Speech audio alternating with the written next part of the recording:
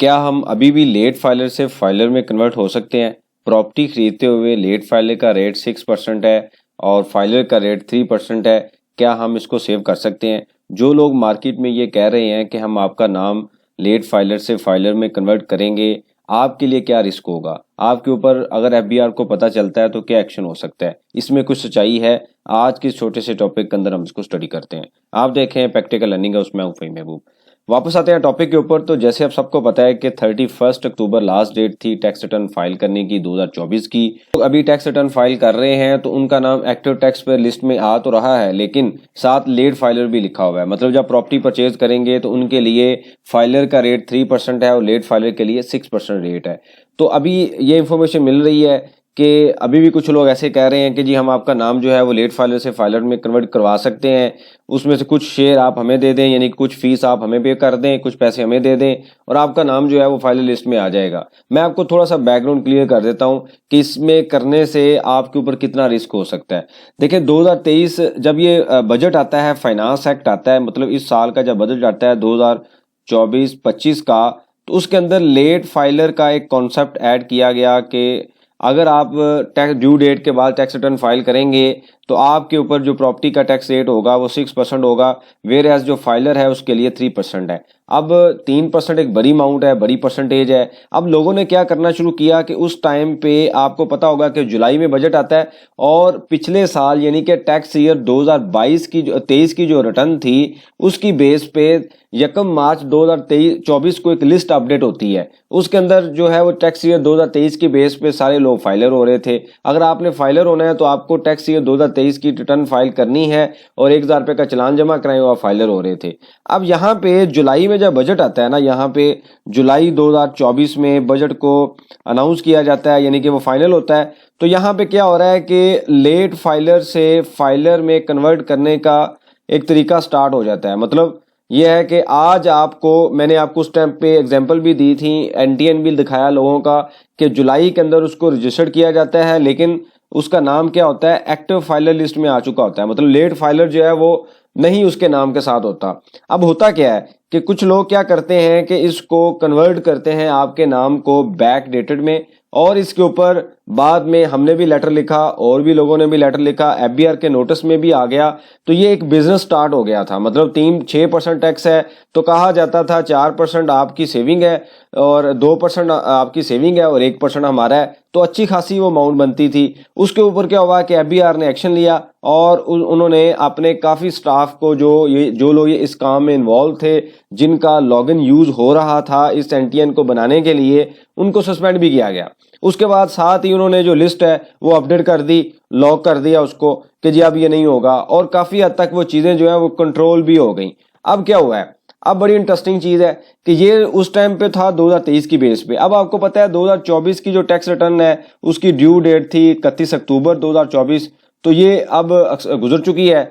अब क्या हो रहा है कि अब सेम वही सिनेरियो हो गया। अब क्या हो रहा है कि आज अगर आप टैक्स रिटर्न फाइल करते हैं, फॉर एग्जांपल 10 नवंबर को आपने टैक्स रिटर्न फाइल की है, तो आप 1000 रुपये का चालान जमा करवाएं, आपका नाम एक्टिव टैक्स पेयर की लिस्ट में तो आएगा लेकिन लेट फाइलर लिखा होगा। मतलब लिस्ट जो है वो डेली बेस पे अपडेट हो रही है।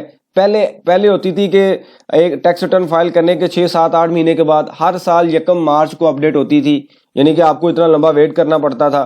तो अब भी दोबारा वो सिनेरियो स्टार्ट हो गया है जो उस टाइम पे जुलाई पे था। मतलब आपका नाम अगर लेट फाइलर में है तो उसको कन्वर्ट करने की कोशिश की जाती है और किया भी जा रहा है कि उसको फाइलर लिस्ट में ऐड किया जाता है और कुछ परसेंटेज लेके कहा जाता है जितने पैसे आप हमें दे दें, आपका नाम जो है वो लेट फाइलर से फाइलर में आएगा। अब मैं आपको थोड़ा सा इसका बैकग्राउंड और रिस्क बता देता हूँ कि जिन लोगों को नहीं पता वो करवा तो रहे हैं, उनके लिए रिस्क क्या होगा। देखें, इससे पहले जब एक्शन लिया गया था तो एफबीआर का जो स्टाफ था उसके ऊपर एक्शन लिया गया और उनको सस्पेंड भी किया गया। अब पॉइंट ये है कि जैसे आपको पता है सेल टैक्स के अंदर फेक इनवॉइसेस के ऊपर डिफरेंट तरह की इन्वेस्टिगेशंस हो रही हैं, डिफरेंट तरह के रिपोर्ट्स हो रही हैं, उनके ऊपर एफआईआर्स हो रही हैं, डिफरेंट तरह का काम हो रहा है। अब क्या हो रहा है कि अगर आप इनकम टैक्स में भी ये शुरू कर देंगे तो क्वाइट पॉसिबल कुछ टाइम के बाद एफबीआर एक अनाउंस कर दे कि जिन लोगों ने ये हरकत की है उनके स्टाफ में जो लोग इन्वॉल्व हैं उनके ऊपर तो हम एक्शन लेंगे, लेकिन जिन लोगों ने टैक्स सेव किया है उनसे हम, अगर उनका उस टाइम पे टैक्स 6% था तो अब हम उससे डबल टैक्स लेंगे। और ये आपको नोटिस भेज सकते हैं कि जी आपकी रजिस्ट्री है, रजिस्ट्री नहीं हो सकती, कुछ भी हो सकता है। आप आज रजिस्ट्री करवा लेंगे, प्रॉपर्टी ट्रांसफर करवा लेंगे, बैक डेटेड में चालान बना के, कल को प्रॉपर्टी में जाके ऑडिट होता है, टैक्स की तरफ से कोई चीज पकड़ी जाती है, तो आपकी जो प्रॉपर्टी ट्रांसफर का डॉक्यूमेंट है रीओपन हो जाएगा। मतलब समझ लें कि आपको दोबारा वो टैक्स पे करना पड़ेगा, पेनल्टी के साथ पे करना पड़ेगा। तो मैं इस वजह से आपको यही सजेशन देता हूं कि इस तरह की चीजों से बाज रहें, ऐसा काम मत करें, ये इलीगल काम है, ये सही नहीं है। अगर आप इस तरह की चीजें करेंगे तो ये कैसे हो सकता है? सिस्टम आपको पता है, आपका जो आईडी कार्ड है वो हर जगह पे घूम रहा होता है। कुछ लोग कंप्लेन भी करते हैं, लेटर भी लिख सकते हैं एफबीआर को कि जी मार्केट में ये हो रहा है, और लिखा भी जा रहा है। ये आजकल में बंद वैसे हो जाएगा, लेकिन अभी हो रहा है ये काम कि लोग इस तरीके से लेट फाइलर से फाइलर में कन्वर्ट करके लोगों से पैसे बना रहे हैं। तो अगर आप इस तरह की चीज में इन्वॉल्व होते हैं तो बाद में ऑब्वियसली आपके ऊपर भी एक्शन लिया जाएगा। क्वेश्चन आते हैं, मैसेज आते हैं कि जी हम करवा लें। मैं हमेशा यही मशवरा देता हूं कि ये सही नहीं है, ये इलीगल प्रैक्टिस है। आपको टैक्स के जो कानून है उनको फॉलो करना चाहिए। ये कैसे हो सकता है कि आप 6% के बजाय 3% इलीगल तरीके से पे कर दें और बाद में आप कहें कि जी आपके ऊपर एक्शन नहीं लिया जा रहा? ऐसा बिल्कुल पॉसिबल नहीं है। अब काफ़ी तरह से चीज़ें चेंज हो चुकी हैं। अपने आप को मेंटेन रखें, जो आपका टैक्स बनता है आप जमा करवाएं, और अगर आप समझते हैं कि जी बहुत ज़्यादा ज़रूरी नहीं है तो वेट कर लें, कुछ टाइम अगले पीरियड में करवा लें। अगर आप नॉर्मली लोग क्या करते हैं, स्टाम्प पेपर पे प्रॉपर्टी को दे देते हैं और रजिस्ट्री जो है वो तब ट्रांसफर करते हैं जब रेट थोड़ा कम होता है, या आप अगले साल फाइनल लिस्ट में आ जाएंगे तो फिर करवा लें। ये भी एक सोल्यूशन चल रहा है मार्केट में। तो बजाय आप इस तरह के सोल्यूशन में आने से वो सोल्यूशन करें जो प्रैक्टिकल है, और ये करने से मैं आपको बार बार बता रहा हूं कि इसके ऊपर एक्शन लिया जाएगा। फेक इनवॉइसेस के ऊपर आजकल काफ़ी एक्शन लिए जा रहे हैं। तो अगर आप ये हरकत करेंगे, ये भी फेक टैक्स है, यानी कि टैक्स को छुपाने की कोशिश की जा रही है, तो इसके ऊपर 2 वे एक्शन होगा, एफबीआर के स्टाफ के ऊपर भी और जो लोग ये करवा रहे हैं यानी कि जिनको सेविंग मिल रही है उनके ऊपर भी। तो आप आज फीस भी पे कर रहे हैं और अपना काम लेट फाइलर से फाइलर में कन्वर्ट करवा के कुछ टाइम बीइंग सेविंग ले लेंगे। बाद में एफबीआर पैदा होगा, आपको कहेगा कि भाई आपका टैक्स ये बनता है, आपने जमा नहीं करवाया, या लैंड कार्ड डिपार्टमेंट आपकी रजिस्ट्री में कोई ऑब्जेक्शन लगा के बाद में आपकी प्रॉपर्टी के ऊपर कोई इशू आ जाए और आपको कहा जाए कि जी आप पूरा टैक्स पे करें और पेनल्टी भी पे करें, मतलब डिफॉल्ट सरचार्ज भी पे करें, और ये होगा। तो ये इस वजह से इन चीज़ों से बिल्कुल आप दूर रहें, इस तरह की चीज़ों में इन्वॉल्व मत हों। प्रैक्टिस में शॉर्टकट मत ढूंढा करें, क्योंकि इस तरह की चीज़ें जब भी आप करते हैं तो वो ओपन होती हैं, और जब ओपन होती हैं तो ऑब्वियसली वो सारे लोग उस दायरे में आते हैं जो ये हरकतें कर रहे होते हैं या ये जो इस तरह के प्लान कर रहे होते हैं। तो आप भी अपने आप को सेव रखें। ये एक तरह का फेक इनवॉइसेस की तरह का ही केस है, फेक इनपुट टैक्स बनाने का, फेक इनकम टैक्स पे करने का, बैक डेटेड में आपकी एनटीएन को क्रिएट करने का। तो ये देखिए बड़े सिंपल से सिस्टम में उन्होंने क्यूरी रन करनी है कि जो नवंबर में लोग रजिस्टर्ड हुए हैं उसकी लिस्ट दे दें।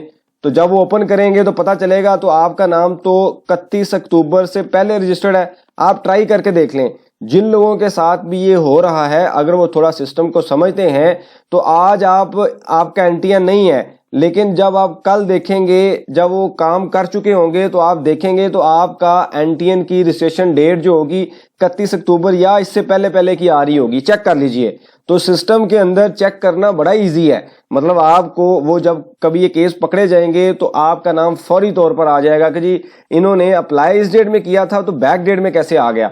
तो वहां पे भी सारे रगड़े जाएंगे, मतलब आपका नाम भी आएगा, आपने सेविंग की होगी तो डबल टैक्स आपको पे करना पड़ेगा, डबल ट्रिपल देना पड़ेगा। जो फीस पे की है वो भी ज़ाया होगी, जो आप इस तरह की प्रैक्टिस में इन्वॉल्व होकर बाद में तंग होंगे वो भी आपके लिए इशू है। तो लिहाजा इस तरह की बिल्कुल चीज़ों को हम रिकमेंड नहीं करते।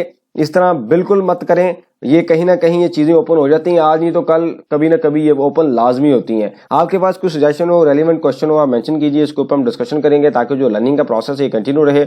बहुत शुक्रिया, जज़ाकल्लाह।